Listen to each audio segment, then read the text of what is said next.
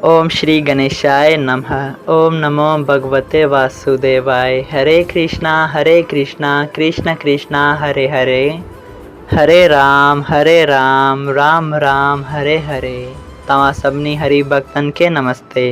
प्यारा भक्तों, ही कथा पाण गुरु कृपा से हासिल करे रहा आयूं। श्री गणपति सरस्वती जो दरे ध्यान करया थो मां भागवत महापुराण जो बयान, जैमें व्यासदेव ऐं सुखदेव जी कयो आहे श्री कृष्ण लीला जो गुणगान। सभई चो जय भागवतम महापुराण।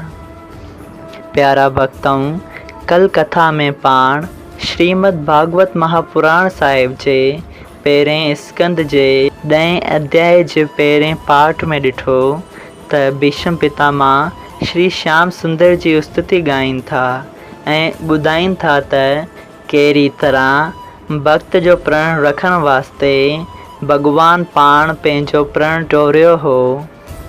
ऐं अॼु पाण श्रीमद् भागवत महापुराण साहिब जे पहिरें स्कंद जे 10 अध्याय जो ॿियो पाठ शुरू करे रहिया आहियूं। भीष्म पितामह चवनि था त जॾहिं मूं बायो थिए त पांडवनि जी सॼी सेना मारे हटाए छॾियां, तॾहिं अवां मुंहिंजे रथ वटि अची चई तरफ़नि खां केतिरनि ई रूपनि में मूंखे ॾेखारे थे ॾिनो, जंहिं करे मुंहिंजो चित डिॼी वञे।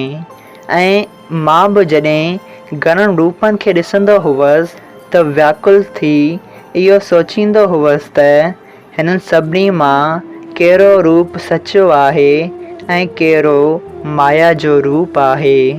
तॾहिं तव्हां पंहिंजे असलोकी रूप में अची मुंहिंजी घणी तारीफ़ कई हुई।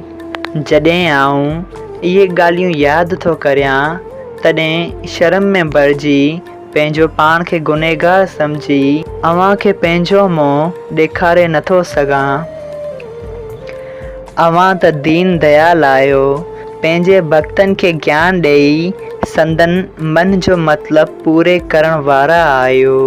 उन करे तव्हां मूंखे मरण जे वक़्तु अची दर्शन ॾिनो आहे, न त वॾनि वॾनि मुनेश्वरनि रखेश्वरनि ऐं ज्ञानियुनि खे बि ध्यान में बि अव्हां जो दर्शन मरण जे वक़्तु मिलणु सहज न आहे।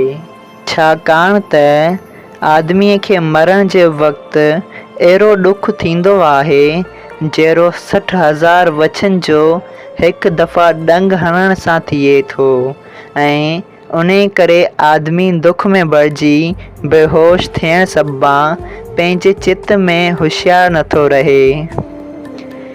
ऐं उन वक़्तु तव्हांजी कृपा सां जंहिंजो ज्ञान पूरो आहे उहो आदमी तव्हांजे चरणनि जो ध्यानु धरे भवसागर पार लंघे थो वञे।